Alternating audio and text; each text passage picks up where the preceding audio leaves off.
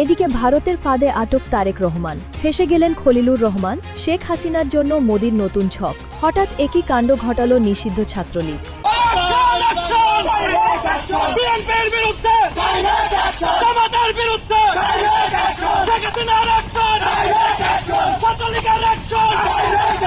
এই আগস্ট পরবর্তী আগামী সেপ্টেম্বর মাসে, যে এই 26 সালের আগামী যে সেপ্টেম্বর মাস আসতেছে, এই মাসে তারেকের চ্যাপ্টার ক্লোজ হইয়া যাইতে পারে।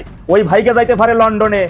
ভারতের পক্ষ থেকে এরই মধ্যে তারেক একটা চিঠির মাধ্যমে নির্ধারিত 4 দিন সময় বেঁধে দিয়ে ওর কপাল বরাবর একটা সিল মেরে দেওয়া হয়েছে। তারেক রহমান নাকি এই বিষয়গুলো খলিলুর রহমানের এই ষড়যন্ত্রগুলো জানতে পেরেছেন এবং গতকালকে তাদের মধ্যে ক্ষুব্ধ বাঘ বেতনটা পর্যন্ত হয়েছে। এখন তারেক রহমান যদি বাঁচতে চান, আপনার বাঁচবার একটি পথ, এই খলিলুর রহমানকে অপসারণ করুন এবং তাকে অ্যারেস্ট করুন। ঠিক সেই সময় আগুন জ্বালিয়ে মহাসমরে মহাসড়ক অবরোধ করার ঘটনা ছাত্রলীগ ঘটাচ্ছে। তারা কি তাহলে ভেতরে ভেতরে বড় কোনো প্রস্তুতি নিচ্ছে? গতকালকে এই ঘটনা ঘটে। ছাত্রলীগের নেতাকর্মীরা মিছিল নিয়ে ঢাকা খুলনা মহাসড়কের সাম্পান রেস্টুরেন্টের সামনে অবস্থান নেন।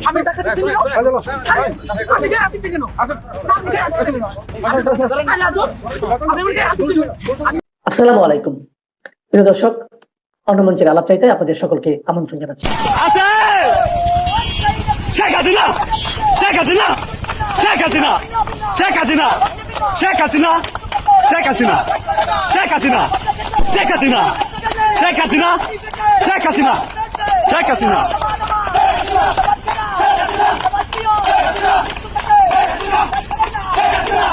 পেট্রোল তো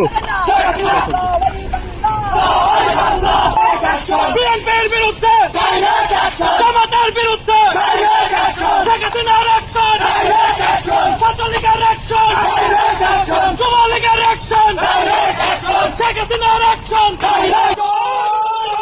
জয় বাংলা, জয় বঙ্গবন্ধু, বাংলাদেশ আসবে, শেখ হাসিনা আসবে, বাংলাদেশ ধন্য। মনে হচ্ছে এই আগস্ট পরবর্তী আগামী সেপ্টেম্বর মাসে, যে এই 26 সালের আগামী যে সেপ্টেম্বর মাস আসতেছে, এই মাসেই ফ্যাসিস্ট তারেকের চ্যাপ্টার ক্লোজ হইয়া যাইতে পারে। ওই ভাইকে যাইতে পারে লন্ডনে। ভারতের পক্ষ থেকে এরই মধ্যে ফ্যাসিস্ট তারেককে একটা চিঠির মাধ্যমে নির্ধারিত 4 দিন সময় বেঁধে দিয়ে ওর কপাল বরাবর একটা সিল মেরে দেওয়া হয়েছে। বলা হয়েছে এরপরে একদিন যদি পার হয় তাহলে ভারতের প্রধানমন্ত্রী মিস্টার মোদির দরজা ওর জন্য বন্ধ। ফ্যাসিস্ট তারেক অফিসিয়ালি ভারতের কাছে একটা আবেদন করেছিল যে এই আগস্ট মাসের শেষ দিকে ওই ভারতে আসতে চায়। তার জবাবে ভারত গতকালকে দুপুরে ফ্যাসিস্ট তারেককে বলে দিয়েছে আগামী 22, 23, 24, 25 এর মধ্যেই তাকে ভারতে আসতে হবে। যদি তিনি এর মধ্যে আসেন তবে ভারতের প্রধানমন্ত্রী মিস্টার মোদিজির সাথে তিনি সাক্ষাৎ করতে পারবেন, কথা বলতে পারবেন, কিন্তু তারও সময় মাত্র 30 মিনিট। 30 মিনিটের জন্য তার সাথে সাক্ষাৎ করতে পারবেন। কিন্তু 25 তারিখ পার হয়ে যাওয়ার পর, এই আগস্ট মাসের 26 তারিখের পর থেকেই ফ্যাসিস্ট তারেকের জন্য তার দরজা বন্ধ। অর্থাৎ বলেছেন এর পরে আগামী 1.5 বছরের মতো তার আর কোনো শিডিউল নাই তার সাথে সাক্ষাৎ দেওয়া। প্রত্যেক দিনের তার কাজের শিডিউল পূর্ব নির্ধারিত হয়ে গেছে। এরপরে তিনি সাংহাই সহ বেশ কয়েকটা দেশের সফরে এবং ব্রিক্সের সম্মেলন সহ তার একাধিক কাজ আছে। অর্থাৎ এর মাধ্যমে ফ্যাসিস্ট তারেককে তার দরজা যে বন্ধ ওর জন্য সেইটাই জানিয়ে দেওয়া হয়েছে। মনে রাখবেন, দেশের জনগণ এখন বিদ্যুৎ এবং গ্যাসের মহা সংকটে ভুগতেছে, একেবারে জনজীবন হাহাকার। আর এর মধ্যে আগামীতে একেবারে পানির জন্য চরম সংকটে পড়বে তারা। কেন, তিস্তা এবং বুড়িগঙ্গার পানি পেতে হইলে অবশ্যই সেই পুরনো চুক্তি নবায়ন করতে হবে। গ্যাস এবং বিদ্যুৎ থেকে উত্তোলিত হইতে সমস্যার মোকাবেলা করতে হইলে নিত্য প্রয়োজনীয় দ্রব্য তথা কাঁচামরিচ থেকে শুরু করে প্রয়োজনীয় সকল জিনিসপত্রের সংকট থেকে বাঁচতে হইলে ফ্যাসিস্ট তারেকের ভারত সফর করতে হবে। আর যদি ওই না করে তাহলে এই মহা সংকটে পড়বে দেশের জনগণ। তারেক মনে করে আমি অনেক বড় হনু, ভারতে না গেলে তাদের অনেক কিছু উদ্ধার হবে না, শর্ত তুলে দেয়। মনে রাখবেন, ফ্যাসিস্ট তারেক, ওই যে সামা পররাষ্ট্র, ওই যে খলিল আছে, ওর যে পররাষ্ট্র উপদেষ্টা আছে, এদের কারো উপর ওর আর আস্থা এবং বিশ্বাস নাই। আর এই কারণে এখন পররাষ্ট্র মন্ত্রণালয়ের একজন সচিবে মুখপাত্র বানাইয়া তারেক কিছু জিনিস শিখাই দিয়ে মিডিয়ার সামনে পাঠাই দেয়। তারেক, তুই ভারতে যাইস না, তাহলে দেশের জনগণ বুঝবো তোর হাতির মতো একটা কলিজা। ফ্যাসিস্ট তারেক বন্দি বিনিময় চুক্তিতে বাংলাদেশের সাবেক 5 বারের প্রধানমন্ত্রী তাকে ফেরত চায়। ও বন্দি বিনিময় চুক্তিটা ওইটা পড়ছে, ওই কাগজটা কখনো পড়ে দেখছে? তার উপধারায় কি বলা আছে? রাজনৈতিক কারণে কারো বিরুদ্ধে ফাঁসির রায় হলে যদি হন তিনি আবার প্রধানমন্ত্রী সাবেক, এরপরে যদি হন বাংলাদেশের স্থপতির কন্যা, চিন্তা করা যায়? তাকে ফাঁসির রায় দিবার তোমার সেই প্রত্যার্পণ তুমি সাইবার ঘটতে যাবে, ওই চুক্তিটা পড়ে দেখবে আগে চুক্তির মধ্যে কি লেখা আছে। এরপরে ওই যে তালিবান শাহ জঙ্গি হাদি হত্যাকারী যারা গ্রেপ্তার হয়েছে তাদের ফেরত চায়, তাদের ফেরত দিবে, আর তুমি তাদের কিছু একটা কাহিনী ঘটাই দিয়ে বলো মরে গেছে নাকি। স্বীকারোক্তি, দেশের জনগণ ওদের থেকে তো স্বীকারোক্তি নিতে হবে। বিএনপি এবং জামাতিদের মধ্যে ঘাপটি মেরে থাকা, যারা নিজেদের লোককে হত্যা করা, আন্দোলন ভিন্ন দিকে প্রভাবিত করা, দেশের জনগণকে ভিন্ন দিকে প্রভাবিত করার যে চেষ্টা করা হয়েছে, এখানে যে অপরাজনীতি করা হয়েছে, ওদের মুখ থেকে দেশের জনগণ জানতে চায়, ওদের মুখ থেকেই জানবে দেশের জনগণ। এত সহজ না। ফেসিস্ট তারেক মনে করে ওই যা বোঝে এটা দুনিয়ার কেউ বোঝে না। আরে বেটা, তুই এত স্মৃতি পারিস, এত সিরুইয়ার ঘরের সিরুইয়া, যুক্তরাষ্ট্রে তুই এখনো নিষেধাজ্ঞা, কালো তালিকাভুক্তের মধ্যে আসিস, পারলে সেই নামটা তুই মোস যা সেইখানে। তোর বাপ ডেভিল ইউনুসের রাইখা যাওয়ার সমস্ত উত্তরাধিকারের সূত্রের সবকিছুতে মাইনে সবকিছু দিতেছিস, তা কালো তালিকা থেকে নামটা পারলে মোস। বউরে তো পাড়াইছিলি, বউ তো যাইয়া ট্রাম্পে ধুইয়া মুইসা দিয়াও পারে নাই। ট্রাম্প তো না, তার যে সাঙ্গপাঙ্গ, দুই একজন সাঙ্গপাঙ্গ তো মুইসা কিছুই করতে পারে নাই। হবে কি ফেসিস্ট তারেকের এই অপরাজনীতির কারণে, এই দুঃসাহসিকতার কারণে দেশের জনগণ সংকটে পড়বে, দেশের জনগণ এক মহা বিপর্যস্তের মধ্যে পড়বে। ওর ঘরের এসি ফ্যান এগুলো তো কখনো বন্ধ হয় না, গ্যাসের চুলা তো কখনো বন্ধ হয় না। হবে কি, ও বাইকে যাইবো, বিপদে পড়বো দেশের জনগণ। দেশের জনগণের এই মহা সংকট থেকে মুক্তির পথ একটাই, বিএনপি জামাত জোট সরকারের হাত থেকে বাংলাদেশকে রক্ষা করা, বাংলাদেশের আইনের শাসন, বাংলাদেশের সকল ক্ষমতা জনগণের হাতে তুলে নেওয়া। খলিলুর রহমান ও সাবেক মার্কিন দূতের গোপন চাল নাস্তানাবুদ তারেক রহমান সরকার। দক্ষিণ এশিয়ার ভূ রাজনীতিতে এক মহানাটকীয় মোড় হঠাৎ করে ভেস্তে যেতে বসেছে বাংলাদেশের প্রধানমন্ত্রী তারেক রহমানের বহুল আলোচিত নয়াদিল্লি সফর। যে সফরের জন্য দিল্লির তাজ প্যালেস হোটেলে বুকিং সম্পন্ন হয়েছিল, নিরাপত্তা সংস্থাগুলো দিনরাত এক করে প্রস্তুতি নিচ্ছিল, ঠিক সেই মুহূর্তে হঠাৎ কেন জারি হলো অন্তরায়? উত্তরসূরিদের পাতানো ফাঁদ, নাকি কোনো অদৃশ্যের সুতা টেনে কূটনৈতিক পট পরিবর্তন করা হলো? আর এই ছক বানচালের নেপথ্যে কি সত্যিই রয়েছেন বাংলাদেশের পররাষ্ট্রমন্ত্রী খলিলুর রহমান ও ঢাকার সাবেক বিতর্কিত মার্কিন রাষ্ট্রদূত পিটার হাস? ভারতের সাথে বাংলাদেশের নতুন সরকারের সম্পর্কের এই সমীকরণকে ডিপ স্টেট বা অদৃশ্য শক্তির নিয়ন্ত্রণে চলে যাচ্ছে? উত্তর পূর্ব ভারতের গণমাধ্যম নর্থ ইস্ট নিউজে বাংলাদেশি সিনিয়র সাংবাদিক এনায়েত কবিরের সাম্প্রতিক এক চাঞ্চল্যকর অনুসন্ধানে প্রতিবেদনে উঠে এসেছে ঠিক এমনই বিস্ফোরক সব তথ্য। এছাড়াও আমাদের বিভিন্ন সূত্রের তথ্য নিয়ে আজ আমরা পরতে পরতে বিশ্লেষণ করব এই কূটনৈতিক নাটকের পেছনের আসল গল্প। ঘটনার সূত্রপাত ঘটে গত 9 আগস্ট। কাতার এয়ারওয়েজের একটি ফ্লাইটে গোপনে ঢাকায় নামেন সাবেক মার্কিন রাষ্ট্রদূত পিটার হাস। আনুষ্ঠানিকভাবে তিনি আন্তর্জাতিক জ্বালানি সংস্থা এক্সেলারেট এনার্জির কৌশলগত উপদেষ্টা হিসেবে এসেছেন বলে বলা হলেও ঢাকার রাজকীয় ইন্টারকন্টিনেন্টাল হোটেলে ওঠা মাত্রই তার একের পর এক গোপন বৈঠক শুরু হয়। পিটার হাসের প্রথম সাক্ষাৎটাই ছিল ঢাকায় নিযুক্ত মার্কিন চার্জ দ্য অ্যাফেয়ার্স মেগান বোল্ডেনের সাথে।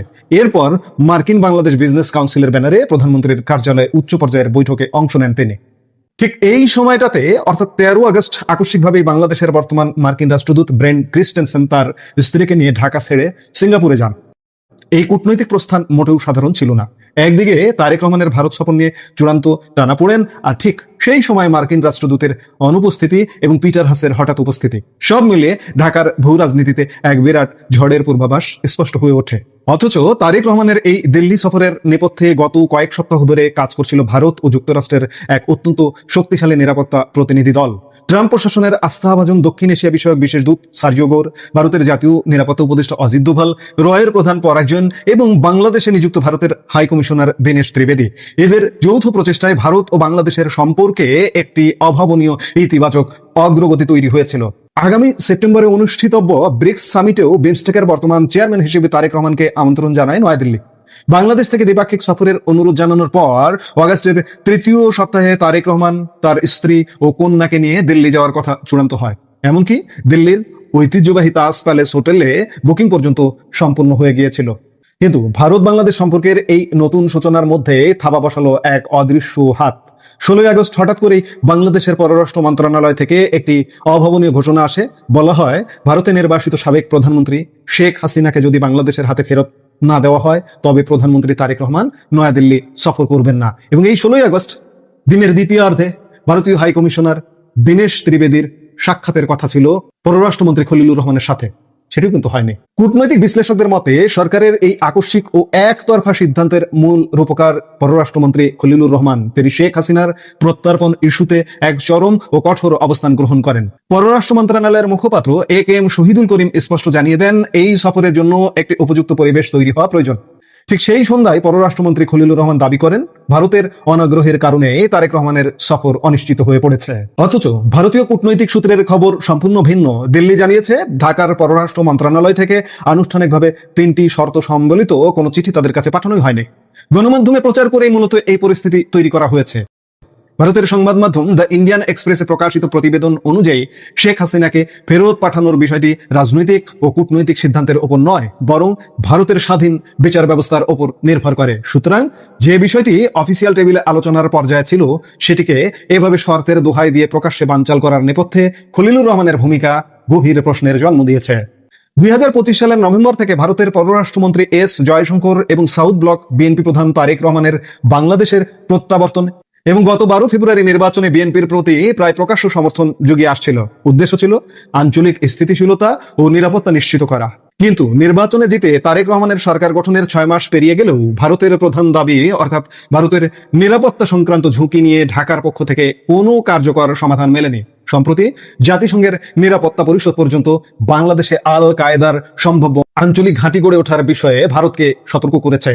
এই চরম নিরাপত্তা ঝুঁকির প্রেক্ষাপটে জুন মাস থেকে পুরো বিষয়টি ভারতের জাতীয় নিরাপত্তা আমলাতন্ত্রের অধীনে চলে যায়। মার্কিন ও ভারতীয় কূটনীতিকরা বিএনপি ও আওয়ামী লীগের মধ্যে এক ধরনের রাজনৈতিক সমঝোতার মধ্যস্থতা করতে চেয়েছিলেন, কিন্তু মার্কিন প্রশাসনের এই দ্বিমুখী নীতি এবং ঢাকার কিছু ডিপ স্টেট সুবিধাভোগের কারণে সেই শান্তি উদ্যোগ এখন ভেস্তে যাওয়ার পথে।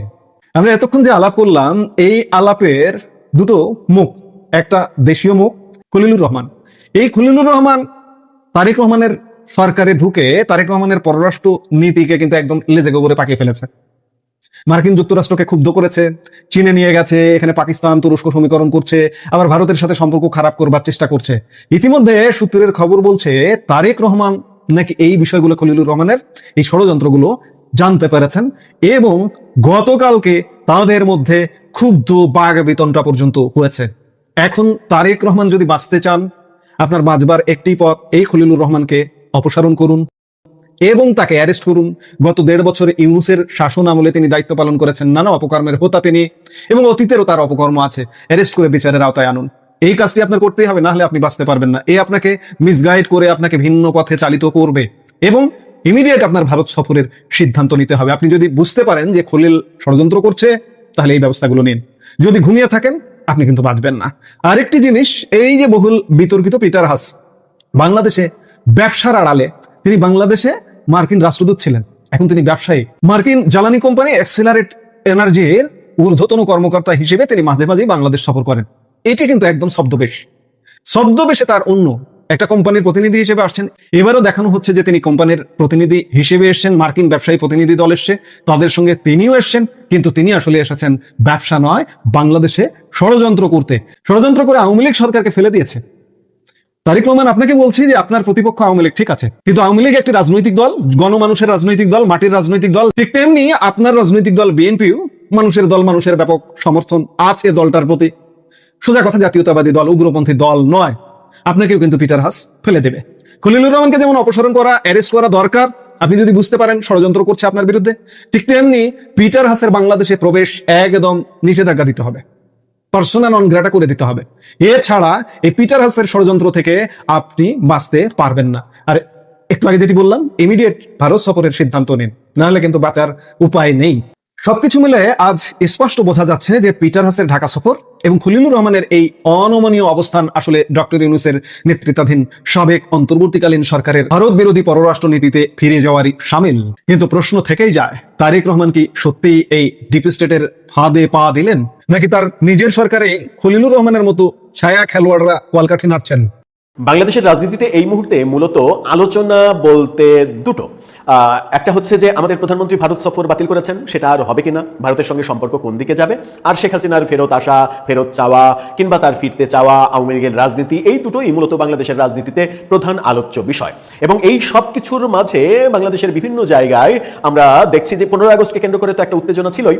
15 আগস্টের পরেও বাংলাদেশের বিভিন্ন জায়গায় আওয়ামী লীগের বিক্ষিপ্ত বেশ কিছু কর্মসূচি দেখছি। 15 আগস্টে সারা দেশে আওয়ামী লীগ কিন্তু চুপচাপই ছিল। মোটা দাগে বলা যায় যে চুপচাপ ছিল, তারা তাদের কোনো ধরনের কর্মসূচি ঘোষণা করেনি, এমনকি শেখ হাসিনা পর্যন্ত কোনো বার্তা দেননি।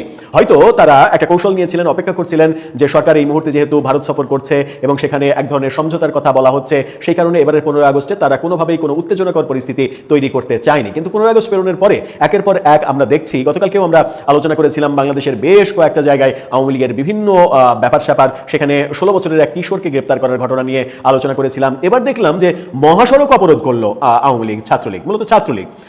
এরকম একটা অবস্থায় যখন তাদের রাজনীতিতে ত্রাহি ত্রাহি অবস্থা, ঠিক সেই সময় আগুন জ্বালিয়ে মহাসমরে মহাসড়ক অবরোধ করার ঘটনা ছাত্রলীগ ঘটাচ্ছে। তারা কি তাহলে ভেতরে ভেতরে বড় কোনো প্রস্তুতি নিচ্ছে? কি বলছে তারা? তাদের শিরোনামটা দেখে নিন। তারা বলছে যে কাশিয়ানীতে নিষিদ্ধ ছাত্রলীগের ঢাকা খুলনা মহাসড়ক অবরোধ। ঢাকা খুলনা মহাসড়ক অবরোধ করেছে, বিরাট ব্যাপার। মানে এবং সেটা দিনের বেলাতে, ছবি তো দেখলেন, ছবি সহ তারা দিয়েছে। সেখানে আমরা ছবি দেখছি, শেখ হাসিনার ছবি, বঙ্গবন্ধুর ছবি এবং একটা ব্যানার, এবং তার সামনে আগুন জ্বলছে। গোপালগঞ্জের কাশিয়ানীতে, গোপালগঞ্জে এই ঘটনাটা ঘটেছে। খুলনা ঢাকা মহাসড়কে আগুন জ্বালিয়ে অবরোধ ও বিক্ষোভ মিছিল করেছে ছাত্রলীগের নেতা কর্মীরা, যারা নিষিদ্ধ রয়েছে। গতকালকে এই ঘটনা ঘটে। ছাত্রলীগের নেতাকর্মীরা মিছিল নিয়ে ঢাকা খুলনা মহাসড়কের সাম্পান রেস্টুরেন্টের সামনে অবস্থান নেন। সাম্পান কিন্তু খুবই বিখ্যাত একটা রেস্টুরেন্ট। আমরা যারা ঢাকা থেকে খুলনা কিংবা ওই অঞ্চলে সফর করার অভিজ্ঞতা যাদের রয়েছে, তারা জানেন যে গোপালগঞ্জের সাম্পান রেস্টুরেন্ট, সেখানেই প্রায় সমস্ত গাড়ি, বিশেষ করে ভালো ভালো গাড়িগুলো সেখানেই যাত্রা বিরতি করে এবং ওখানে 20 মিনিট 30 মিনিট সবাই একটু রেস্ট নেয়, নাস্তা করে, এটা করে ওটা করে। ভাগ্যিস সাম্পান রেস্টুরেন্টে ভাঙচুরের ঘটনা ঘটেনি। সেখানে অবস্থান নেন তারা। এ সময় বিক্ষোভকারীরা জামাত ও বিএনপির বিরুদ্ধে বিভিন্ন ধরনের স্লোগান দেন। বেশ বড় ঘটনা। জামাত বিএনপি যারা প্রচন্ড শক্তিধর এখন, তাদের বিরুদ্ধে স্লোগান দেওয়া হচ্ছে। এর এক পর্যায়ে তারা ঢাকা খুলনা মহাসড়কে আগুন জ্বালিয়ে বিক্ষোভ করে। কিছুক্ষণ মহাসড়কে অবস্থান করার পর বিক্ষোভকারীরা চলে যান। এই সময় বিক্ষোভের একটি ভিডিও ধারণ করে সামাজিক যোগাযোগ মাধ্যমে ছড়িয়ে দেওয়া হয়। বিক্ষোভের কারণে বেশ কিছু সময়ের জন্য ঢাকা খুলনা মহাসড়কে যান চলাচল বন্ধ থাকে। বর্তমানে পরিস্থিতি স্বাভাবিক রয়েছে, আর কোনো ঝামেলা হয়নি পরবর্তীতে, এমনটা জানিয়েছে পুলিশ। এটা কিন্তু গত 2 বছরে প্রথম ঘটনা ঘটলো। মানে এই গোপালগঞ্জে ওই শেখ হাসিনার মৃত্যুদণ্ডের যে রায়, সেই রায় ঘোষণার আগের দিন শাটডাউন কর্মসূচিকে কেন্দ্র করে গোপালগঞ্জের বেশ কিছু জায়গায় গাছ কেটে রাস্তা অবরোধের ঘটনা ঘটেছিল। কিন্তু সাধারণ একটা দিনে এই ঘটনা প্রথমবারের মতো ঘটলো যে তারা রাস্তা অবরোধ করলো এবং আগুন জ্বালালো। কাশিয়ানী থানার ওসি মাহফুজুর রহমান বলেছেন, হঠাৎ কয়েকজন ছাত্রলীগের নামধারী ব্যক্তি সড়কে ব্যানার নিয়ে মিছিল করেন, টায়ারে আগুন জ্বালিয়ে কিছু সময় যানবাহন চলাচলে বিঘ্ন সৃষ্টি করেন। বিষয়টি গুরুত্বের সঙ্গে বিবেচনা করে আইনি পদক্ষেপ নেওয়া হচ্ছে, গ্রেপ্তারের অভিযানও চলছে, এমনটা জানিয়েছেন। কিন্তু আমরা বেশ কিছু বলতে, আমরা যদি এই অবস্থানটা দেখি, সেখানে মোটামুটি 20-30 জনের একটা উপস্থিতি দেখাই যাচ্ছে ছবিতে। আমরা জানি না যে সেখানে কত লোক সংখ্যা হলো, কিন্তু এটা আমার মনে হয় গত 2 বছরে আওয়ামী লীগের সরকারের পতনের পরে ওই স্পেসিফিক মানে কর্মসূচি ঘোষণা করার বাইরে সাধারণ দিনে এটাই সব থেকে উল্লেখযোগ্য ঘটনা যে তারা সড়ক অবরোধ করলো। অবশ্য সড়ক অবরোধ করার জায়গা হিসেবে গোপালগঞ্জ এরিয়াকে তারা বেছে নিয়েছিল, সেটাও অবশ্য পাশ কাটালে হবে না, কারণ গোপালগঞ্জ মানেই আওয়ামী লীগের আঁতুড়ঘর, আওয়ামী লীগের